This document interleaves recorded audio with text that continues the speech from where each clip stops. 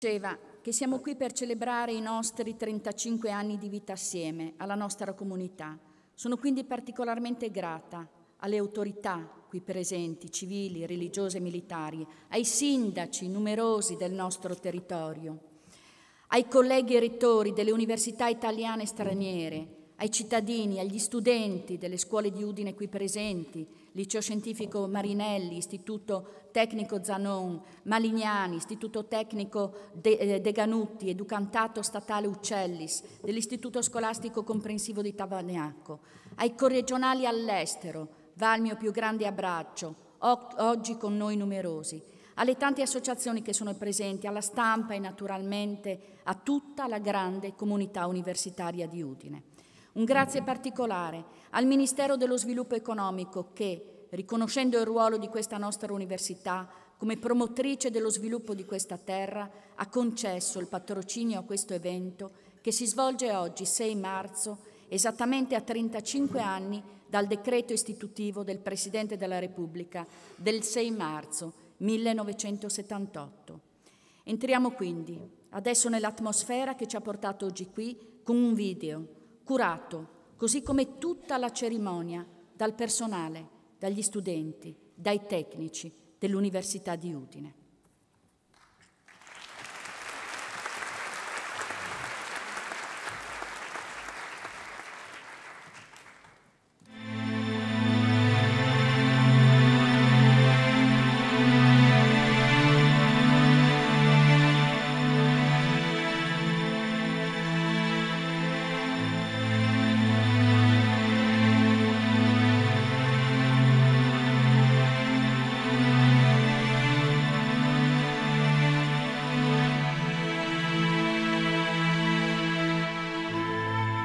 Erano i primi anni 60 del Novecento quando si comincia a parlare di università a Udine.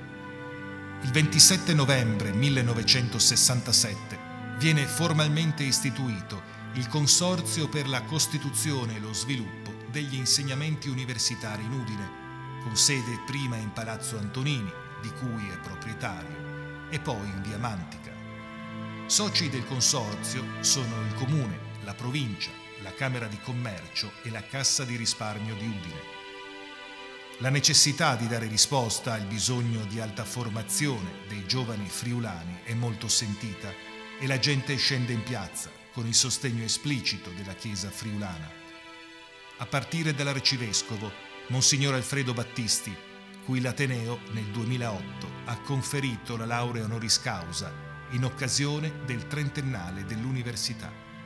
Che un vescovo partecipi al suo popolo per una università che è così richiesta perché i giovani friulani non siano costretti a emigrare per studiare come sono stati costretti per lavorare, credo che un vescovo non va fuori di quella che è la sua attività e la sua missione.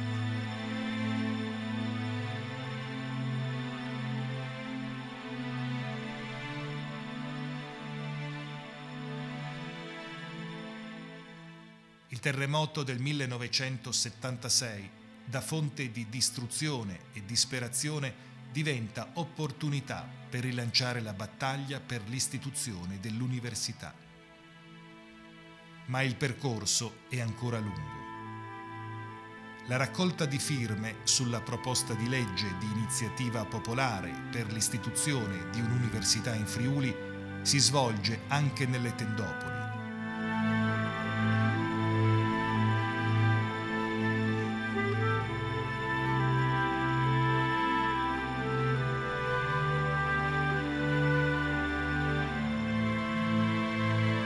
Nel 1977, grazie alla lungimiranza dell'intera classe politica di allora, la prima legge sul terremoto prevede l'istituzione dell'Ateneo. Poi, finalmente, il decreto numero 102, emanato dal Presidente della Repubblica il 6 marzo 1978, esattamente 35 anni fa, dà avvio all'Università degli Studi di Udine. La storia che portò alla nascita dell'Ateneo friulano oggi è ricordata come una vera e propria epopea. Simbolo della lotta è il professor Tarcisio Petracco. L'idea di battermi per l'Università Friulana mi è venuta in Canada durante il periodo di emigrante. Io ho fatto 6 anni l'emigrante in Canada, notavo che la colonia italiana in generale, quindi anche i friulani, rappresentavano il livello di istruzione più basso, rappresentavano l'umanità con il livello di istruzione più basso di tutti. E erano i primi ad essere licenziati alla fine di stagione, gli ultimi ad essere assunti all'inizio, all'apertura della stagione. Ma l'umiliazione che subiva quella gente, la quale si qualificava con il suo stesso portamento, non appena si presentava, veniva giudicata quasi, potrei dire, fotografandola veniva giudicata. Faceva a me pensare che era delittuoso, che era stato delittuoso da parte dello Stato lasciarli andare così allo sbaraglio. Assieme a Petracco, in prima linea ci furono cittadini, intellettuali, sacerdoti e soprattutto tanti giovani. Abbiamo partecipato alla raccolta delle 125.000 firme raccolte qua in Friuli per la proposta di legge popolare sulla università completa che dovrebbe essere istituita a Udine. Purtroppo il valore di queste firme non è stato preso in considerazione né dai politici locali e dal governo di Roma, e questo ci dispiace maggiormente perché esprime la volontà proprio di un popolo che crede in questo strumento di cultura e viene adesso, soprattutto dopo il terremoto, a limitarci come fatto di ricostruzione. Questa richiesta dell'Università Udine non deve essere considerata, come ritengono molti, soltanto un fatto di mero campanilismo, ma è una richiesta che prescinde da dati ben precisi. Si pensi infatti alla popolazione friulana, circa 945.000 abitanti, che è priva di università. E invece l'Università Udine c'è, e per me che abito qui significa studiare in una delle migliori facoltà di medicina d'Italia nella mia città. Sono uno studente di economia, vengo dalla provincia di Treviso e per me studiare qui a Udine è un po' come studiare a casa. Anche io sono fuori sede e l'Università di Udine con i suoi servizi è a dimensione di studente.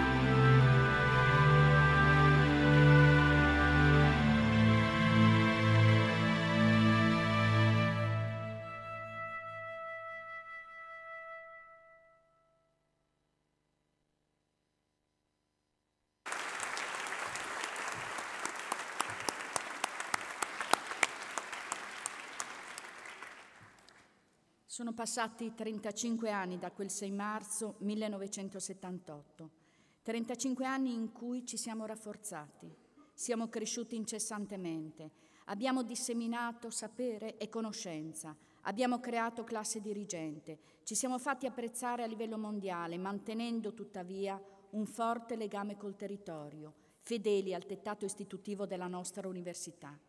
Ora, per tratteggiare la nostra storia, ci affidiamo di nuovo alle immagini, una per ognuna dei nostri 35 anni. La scelta, come ovvio, non è stata semplice. Abbiamo cercato di selezionare i momenti fra i tanti che ci sembravano più significativi per scandire in pochi minuti la storia di questo nostro Ateneo. Chiamo quindi la nostra responsabile delle relazioni esterne, la dottoressa Manuela Croatto, a raccontarci cosa vedremo dopo quel bel video che ci ha portati indietro in molti anni.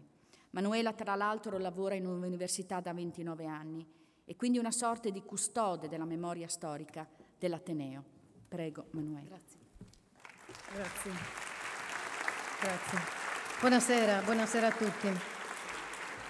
In effetti, lavorando per questo evento, ho ripercorso una buona parte della mia vita e sono orgogliosa di lavorare per questa università e sono felice di poter testimoniare con le immagini che vedremo il grande e qualificato lavoro di tutta la comunità universitaria, dai ricercatori agli amministrativi, ai docenti, ai collaboratori linguistici, ai bibliotecari e ai tanti tecnici. Questo evento è la sintesi delle competenze di cui è ricca la nostra università, Competenze, ma soprattutto passione, perché dietro a ogni ricerca, a ogni buona lezione, a ogni brevetto, a ogni buona innovazione, a ogni buon servizio c'è passione e senso di responsabilità verso l'istituzione e il Paese che come dipendenti pubblici siamo chiamati a servire. Ma visto che siamo qui per vedere più che per parlare, direi che possiamo passare al secondo video. Vedrete 2 immagini per ognuno degli eventi che abbiamo ritenuto di segnalare, una sorta di ieri e oggi, ove questo ovviamente è stato possibile. Come abbiamo visto, tutto è cominciato a Udine, in Palazzo Antonini, nel 1978, attuale sede del Polo Linguistico. L'anno successivo, nel 79, le prime 14 lauree in lingue. 2 delle prime laureate sono qui e gli diamo il nostro benvenuto. L'anno successivo, nel 1980, l'acquisto di Palazzo Florio, attuale sede del Rettorato e dell'amministrazione centrale. 1981, apriamo la prima biblioteca, 54.000 volumi. Oggi il sistema bibliotecario dell'Ateneo vanta 825.000 volumi. Nell'82 la prima inaugurazione dell'anno accademico a Palazzo Antonini.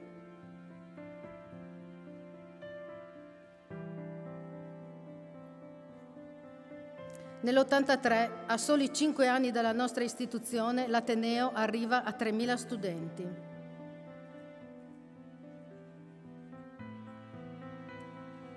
Nell'84 prosegue l'opera di recupero del patrimonio edilizio di pregio con l'acquisto di Palazzo Politica Mavitto e di Palazzo Caiselli. E dell'85 la prima laurea honoris causa dell'Ateneo al premio Nobel Carlo Rubbia, direi un onore reciproco. Nell'86 la prima lezione della Facoltà di Medicina, simbolo, la Facoltà di Medicina, della lotta per l'Università del Friuli. Nell'87 il rettore Frilli posa la prima pietra al Polo Rizzi.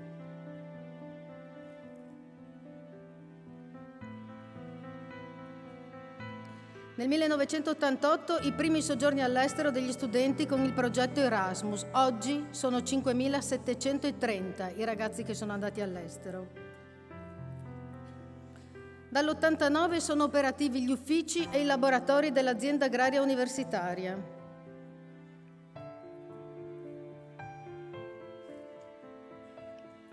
Nel 90 l'Ateneo comincia a pianificare l'attrazione di studenti stranieri, organizzando i primi corsi di lingua e cultura italiane. Nel 91 inauguriamo l'Aula Magna, con la prima inaugurazione dell'anno accademico alla presenza del ministro Antonio Ruberti.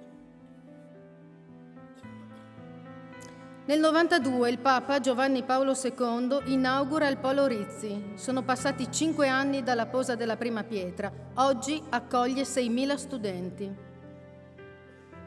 Nel 93 un altro grande traguardo, 10.000 iscritti.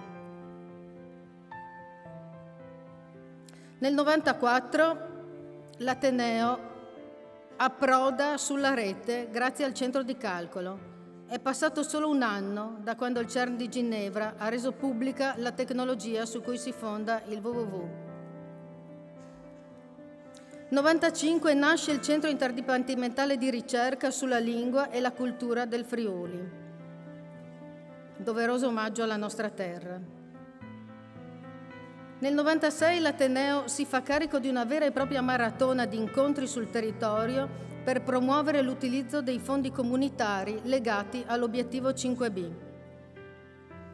Nel 97 si consolida la ricerca a favore delle imprese che va ad affiancare la già ricca ricerca di base. Nel 98 l'avvio dei tirocini formativi. Ad oggi abbiamo 7.600 convenzioni attive. Nel 99 l'attività di ricerca internazionale porta l'Ateneo in Siria, sul sito dell'antica Catna, con l'avvio di una delle più prestigiose missioni archeologiche a guida europea. Nel 2000 perfezioniamo l'offerta formativa post laurea con 30 scuole di specializzazione e 20 dottorati di ricerca. Nel 2001 depositiamo 9 brevetti in un anno. Oggi il nostro portafoglio è di 74 depositi. 2002, primo Ateneo del Nord-Est con Wi-Fi per studenti, con un sistema di agevolazioni per l'acquisto di computer wireless. 2003, decreto di attivazione della scuola superiore, che quest'anno si trasferirà nella nuova sede di Topo-Wasserman. È del 2004 l'avvio del Parco Scientifico e Tecnologico nell'ambito del Consorzio Friuli Innovazione, fondato nel 1999, di cui l'Ateneo è socio di maggioranza. 2005, la ricerca dell'università raggiunge la vetta dell'Himalaya grazie alla disponibilità dell'alpinista Nives Meroy, che collabora a una ricerca con i nostri fisiologi. 2006, a Udine arriva la 4ª edizione del Premio Nazionale per l'Innovazione, gara tra le idee vincitrici delle Business Plan Competition. Anche quell'anno la vinciamo noi, per la 4ª volta di seguito. Nel 2007 si costituiscono 9 imprese spin-off che permettono ai nostri giovani di diventare imprenditori. Oggi sono 31. 2008 è la volta degli studenti dell'Onda, movimento studentesco nazionale che fa sentire la propria voce per difendere l'università pubblica. 2009 si avvia il progetto Marco Polo, che porta a Udine 250 studenti cinesi. Alcuni sono qui oggi e diamo il nostro benvenuto. 2010 l'Ateneo raggiunge il riequilibrio economico-finanziario, conseguito con 3 anni di anticipo rispetto a quanto concordato con il Ministero. 2011 il 23 settembre la ricerca scientifica dell'Ateneo anima la città con la prima notte europea dei ricercatori. Centinaia di cittadini toccano la ricerca. 2012 è l'arrivo del presidente Napolitano, che arriva a Udine per assistere alla proiezione di Carnia 1944, Un'estate di libertà, film prodotto dall'Ateneo con la Regione Friuli Venezia Giulia. Tra l'altro potrete vedere il film, veramente un bellissimo film, il 25 aprile su Rai 1, un ulteriore riconoscimento della qualità dei prodotti del nostro Ateneo. Abbiamo chiuso con Carnia 1944 non solo perché è una forma intelligente di divulgazione del sapere, ma anche perché rappresenta un modo per valorizzare le qualità e il coraggio della nostra terra, che poi sono le ragioni per cui siamo qui oggi. Io ho finito, vi ringrazio, do la parola al magnifico Rettore per la sua relazione.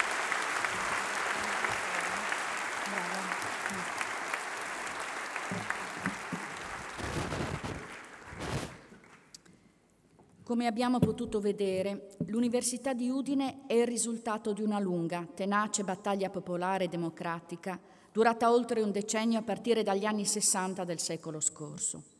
Giunti all'importante traguardo dell'inaugurazione del 35° anno accademico, il nostro pensiero non può non andare agli inizi di questo esaltante cammino, per trarre ancora una volta insegnamento e incoraggiamento dalla missione che il Comitato per l'Università Friulana di Tarcisio Petracco e la legge istitutiva del nostro Ateneo ci hanno affidato.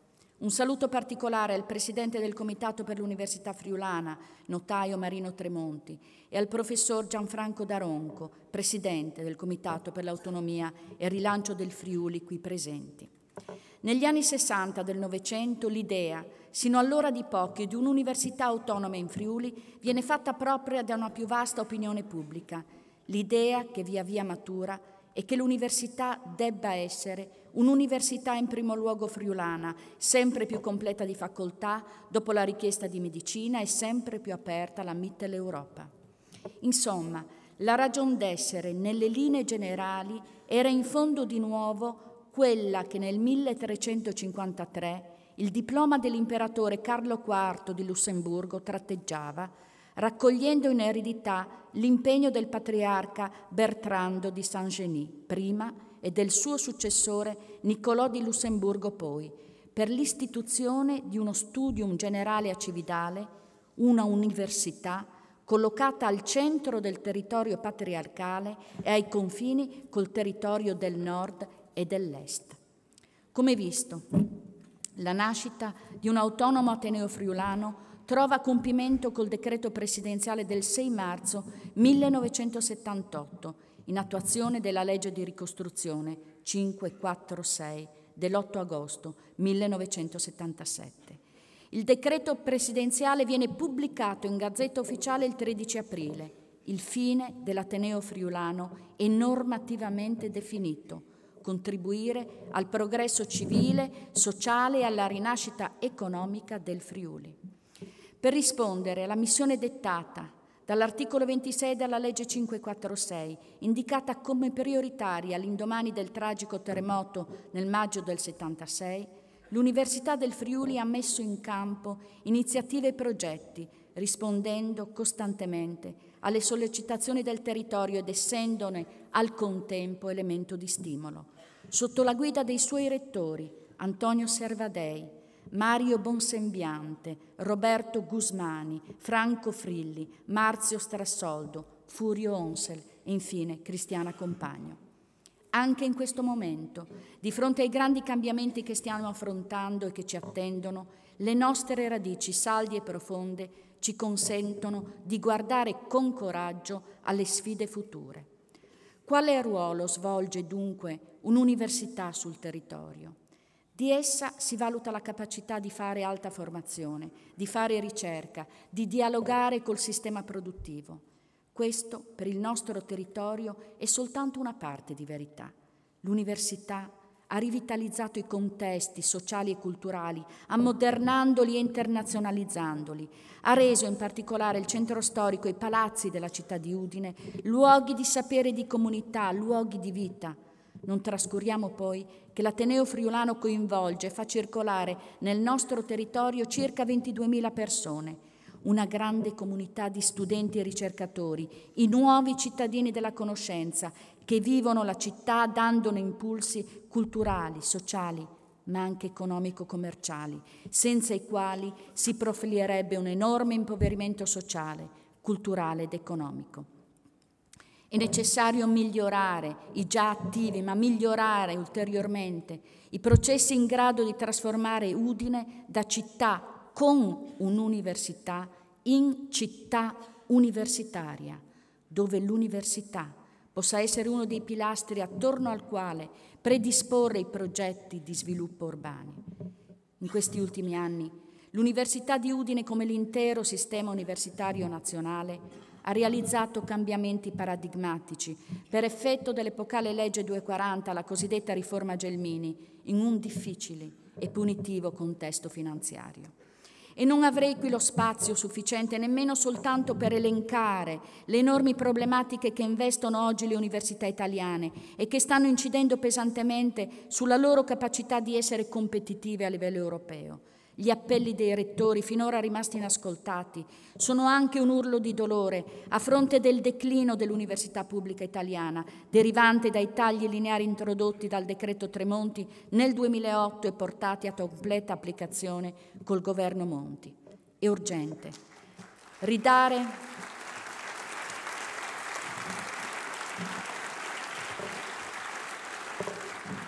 urgente ridare agli atenei una capacità di programmazione in un quadro di stabilità normativa e finanziaria e per cercare di riavvicinare l'università italiana agli standard europei non sono più procrastinabili i finanziamenti strutturali del sistema fino ad arrivare almeno all'1% del PIL e saremo comunque ultimi nei paesi europei.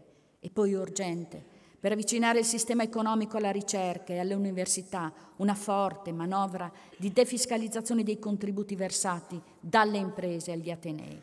E anche oggi, insieme a voi, in questo momento di grande attesa e incertezza istituzionale, voglio rilanciare un appello al nuovo governo, ai nuovi parlamentari. Ponete la questione dell'università, dell'alta formazione e della ricerca come tema prioritario di intervento, perché da questo dipenderà il futuro dei nostri giovani, dei nostri figli, dell'intero Paese. E come nei più forti Paesi europei, diamo fiducia alla scienza e all'alta formazione per ripartire.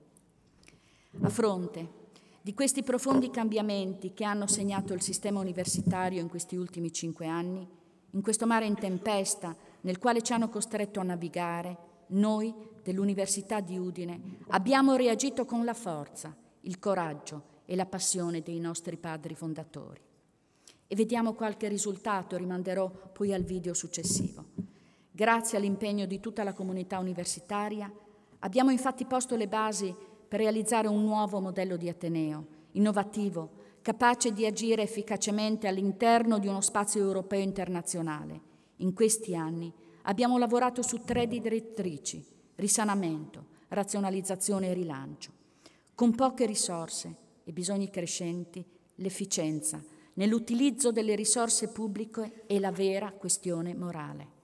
In presenza di risorse fortemente calanti, si è negli ultimi anni perseguita una politica di contenimento dei costi, cercando di preservare le attività core dell'Ateneo.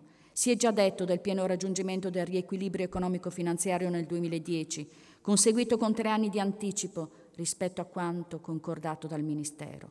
Nel 2011 e nel 2012, pur entro i continui tagli ministeriali, abbiamo prodotto risultati positivi di amministrazione che ci hanno consentito di rafforzare patrimonialmente la nostra università, e ciò in presenza di tagli di trasferimenti statali che dal 2009 al 2013 raggiungeranno la cifra di circa 11 milioni di euro, a cui deve aggiungersi lo storico sottofinanziamento della nostra università, che dal 2009 al 2013 si è tradotto in minori entrate per circa 36 milioni di euro.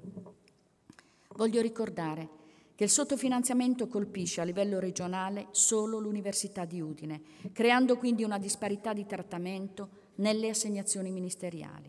E voglio sottolineare che anche grazie al pieno riconoscimento di questa situazione di sperequazione da parte del rettore Francesco Peroni dell'Università di Trieste, il Consiglio regionale per la prima volta ha riconosciuto, e di questo dobbiamo darne atto, a livello normativo, con legge regionale 2/2011, la necessità di interventi perequativi e di riequilibrio fra gli atenei regionali. E di questi ultimi giorni la definizione del regolamento attuativo di questa legge regionale. Il bilancio 2012, che segna il passaggio alla contabilità economico-patrimoniale della nostra università, verrà certificato da ente terzo internazionale. Questo, credo, sia un importante segno di serietà, trasparenza, responsabilità sociale del nostro Ateneo nei confronti della propria comunità. Si è concluso il faticoso processo di applicazione della legge 240. In questi ultimi 2 anni siamo passati attraverso la completa revisione statutaria e regolamentare del nostro Ateneo, che ci ha impegnati per parecchi mesi, la ridefinizione degli organi di governo, che ha visto un sensibile ridimensionamento della numerosità del Senato e del Consiglio di amministrazione, rispettivamente passati da 47 a 25 membri e il CDA da 24 a 10 membri. L'ultima fase di applicazione della riforma ci ha impegnati nel processo di disattivazione delle facoltà e nel passaggio non certo indolore dei corsi di laurea in capo ai dipartimenti. Si tratta di una titanica e faticosa ristrutturazione organizzativa che ha coinvolto e sta coinvolgendo persone e strutture, modificandone radicalmente i tradizionali modelli di gestione delle attività. La qualità della nostra attività di alta formazione, oggi gestita dai dipartimenti, è stata uno degli elementi che hanno portato l'Agenzia Nazionale di Valutazione, l'ANVUR, a selezionarci, con altri soli 11 atenei, per la sperimentazione della valutazione delle competenze dei nostri laureandi. Verrà valutata in definitiva la capacità che questa università ha di trasmettere competenze non solo specialistico-disciplinari, ma anche competenze cosiddette trasversali, atte a risolvere problemi nuovi, così come a sviluppare analisi critiche, a lavorare in gruppo, competenze che potranno mettere meglio in grado i nostri laureati ad affrontare le complesse sfide del futuro mercato del lavoro. Questo test è somministrato nelle migliori università di Europa e degli Stati Uniti. Dalla fine del 2013 i nostri laureandi saranno perfettamente comparabili nel mercato del lavoro internazionale con i migliori laureati di tutto il mondo. E anche di questo, come comunità universitaria e come comunità sociale, dobbiamo essere orgogliosi. Coerenti poi al mandato istitutivo della nostra università, abbiamo promosso tutte le iniziative per lo studio e la valorizzazione della lingua e della cultura del Friuli ed è proprio di questi giorni la richiesta che ho inviato al Ministero di riconoscimento della formazione degli insegnanti della scuola dell'infanzia e primaria quale percorso formativo curricolare in analogia a quanto già previsto dalle normative più avanzate in tema di diritti linguistici. A fronte di un generalizzato calo delle immatricolazioni che si registra a livello nazionale, dal 2009 a oggi Udine segna più 14%, un risultato molto positivo, considerato il contesto demografico e sociale e il calo delle immatricolazioni a livello di sistema. Entro un'ottica poi di rilancio e potenziamento internazionale del nostro Ateneo, prosegue l'internazionalizzazione dell'offerta formativa, che sta per essere ulteriormente consolidata, per l'allargamento della numerosità dei corsi di laurea in lingua inglese e della componente internazionale dei corsi di dottorato. Sono ad oggi già 7 i corsi di laurea con doppio riconoscimento di titolo con università straniere, con sedi in Austria, Argentina, Belgio, Brasile, Canada, Francia, Germania, Gran Bretagna, Spagna. Sono molti i progetti di ricerca e le attività che meriterebbero di essere citate. Rimando alla pubblicazione che come ogni anno le strutture hanno predisposto e che potete trovare assieme alla nuova guida dei servizi nel foyer del teatro. Un solo riferimento alla produzione scientifica. La qualità della produzione scientifica dei docenti e ricercatori si conferma anche nel 2012 con l'incremento su base annua del numero di prodotti scientifici più 4%, su riviste incluse nel database bibliografico e citazionale Web of Science, che seleziona a livello mondiale pubblicazioni a elevati standard di qualità. E qui vorrei fare una riflessione circa la produttività della nostra università, ma più in generale la produttività del sistema universitario, a fronte di un calo di risorse dal 2009 ad oggi di circa il 13%, l'aumento della produttività in termini di prodotti scientifici della nostra università è pari al 16%. Questo che cosa indica? Indica che il sistema università è più forte del sistema paese nel quale è inserito.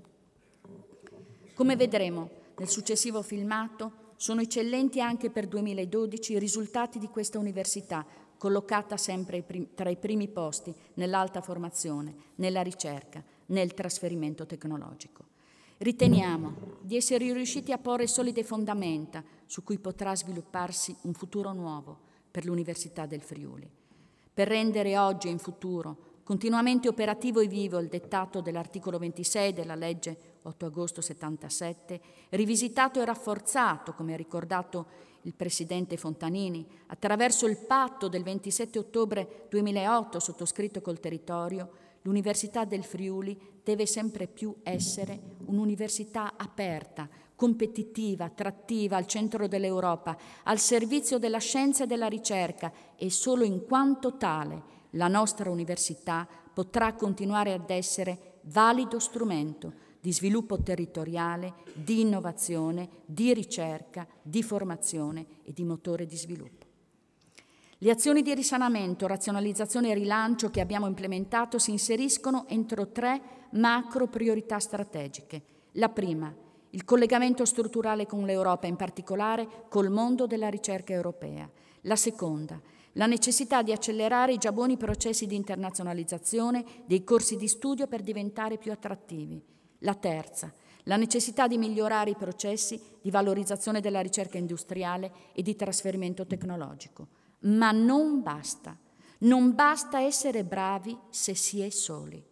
Dobbiamo potenziare le nostre alleanze strategiche con altri atenei. Dobbiamo crescere e fare massa critica attraverso le relazioni, potenziando i modelli reticolari. E questo sta nella visione dei padri fondatori, che spetta a noi oggi interpretare e attualizzare. In un'epoca di crescente competizione tra sistemi e in un momento di tensione su risorse pubbliche, la massa critica diventa infatti importante per competere a livello globale.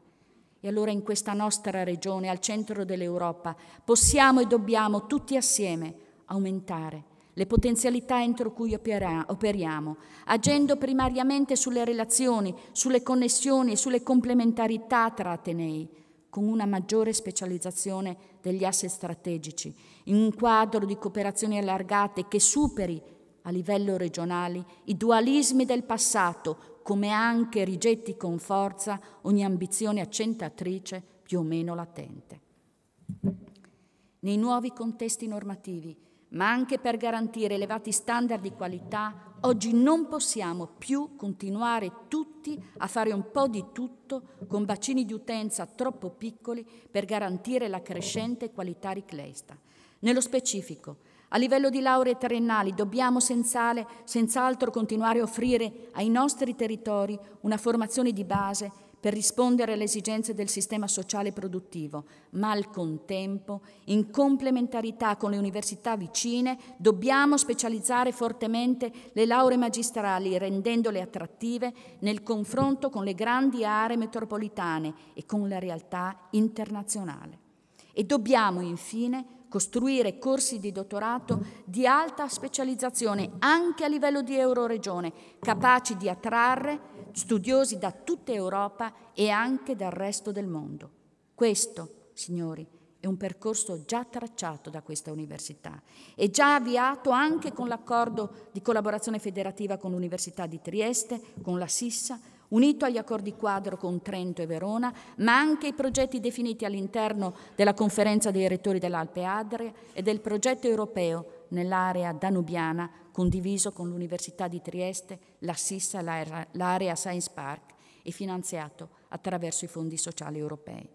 E parlando di alleanze tra atenei, il mio grazie più sincero va al professor Peroni, rettore dell'Università di Trieste, per questi anni di leale, serena, costruttiva collaborazione e condivisione del grande obiettivo istituzionale di potenziare il nostro sistema universitario regionale nel pieno rispetto dell'autonomia e della specificità dei singoli.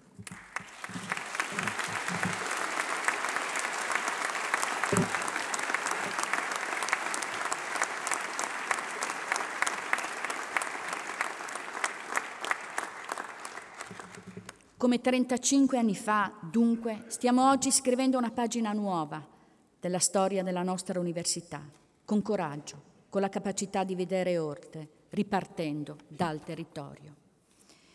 Questa è la mia ultima inaugurazione di anno accademico, essendo il mio mandato di rettore a termine con il prossimo ottobre. Nei prossimi giorni il decano dell'Ateneo avvierà le procedure elettorali per l'elezione del nuovo rettore, al quale andrà tutta la mia vicinanza e il mio più caloroso e sincero augurio di buon lavoro. Vorrei allora rivolgere poche parole alla comunità universitaria. In ogni comunità ciascuno ha ruoli e compiti importanti e la forza vincente deriva dall'interazione positiva di tutti, dove il ruolo di ognuno deve essere interpretato in visione d'insieme per favorire la crescita costante della nostra comunità. Tutti noi, rettore, studenti, docenti, tecnici amministrativi, dobbiamo sentirci protagonisti impegnati perché l'Università di Udine possa mantenere i suoi livelli di eccellenza e sia un faro e un punto di riferimento per l'intera comunità. In questi anni le perturbazioni normative e finanziarie sono state forti e incessanti e come un vento gelido di alta quota hanno tentato di rallentare la nostra salita. Ma la grande resistenza di tutto il personale accademico e tecnico-amministrativo, nonché degli studenti, ha fatto in modo che ciò non accadesse. Un grazie di cuore a tutti voi, un grazie al Senato accademico, al Consiglio di amministrazione, pre- e post-riforma Gelmini, per la grande coesione istituzionale che ha dimostrato. Mi rivolgo ai ricercatori.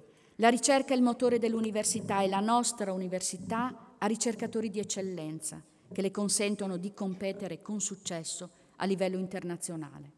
Lo so, l'inadeguato finanziamento alla ricerca, il blocco quasi totale del turnover, l'ancora scarso riconoscimento al merito è fonte di frustrazione per voi così come per me. In fase di approvazione del bilancio 2012, per dare ossigeno alla ricerca di Ateneo, utilizzeremo delle riserve che, come buoni padri, o meglio madri di famiglia, avevamo faticosamente accantonato per i periodi più duri. Investiremo circa 1 milione di euro nella ricerca di Ateneo. Il mio invito è di andare avanti, di credere, di tener duro, di non demordere mai. E di questa vostra tenacia, passione, grinta, pazienza che l'Università di Udine si alimenta. E di questo vi ringrazio.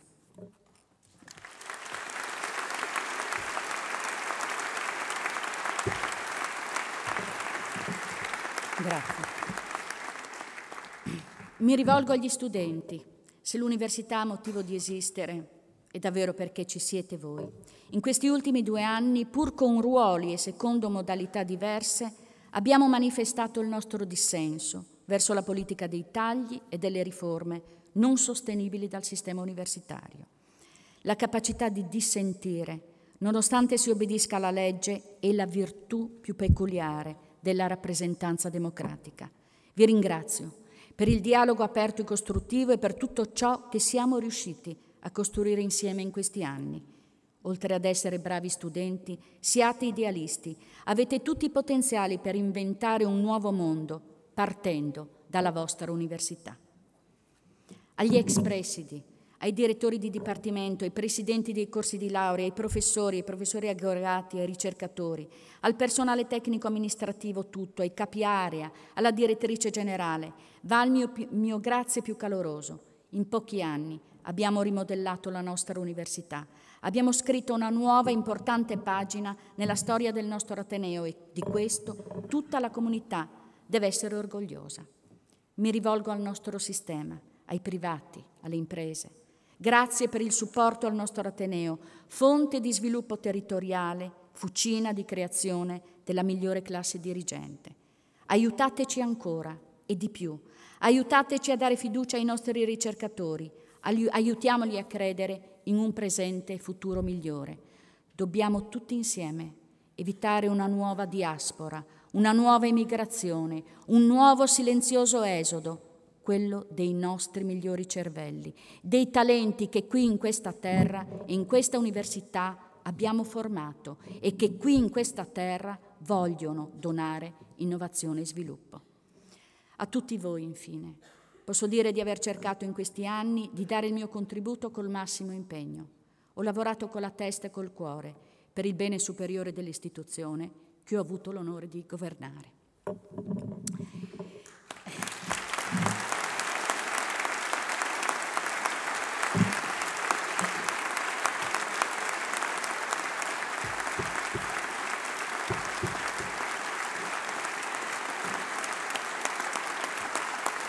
Grazie.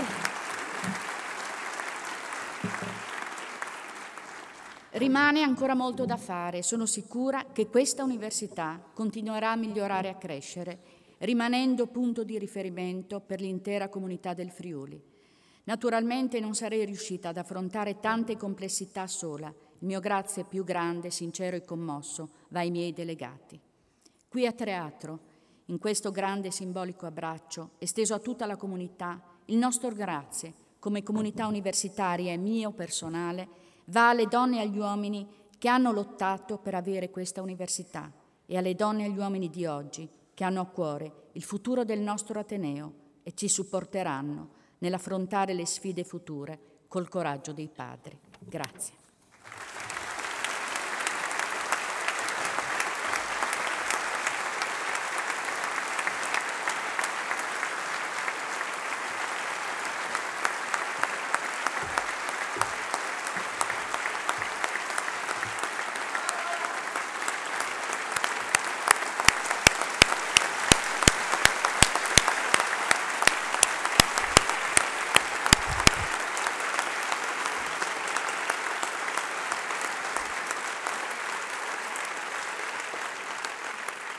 Ed eccoci al terzo video, anche il backstage è commosso col nostro rettore. È stato pensato, questo terzo e ultimo video, è costruito per raccontare quello che siamo oggi, quello da cui oggi partiamo per nuove ulteriori sfide e sono certa per nuovi ulteriori traguardi. Assieme alle immagini spero che possiate portarvi a casa un pezzettino del cuore che noi abbiamo messo per farle. Grazie.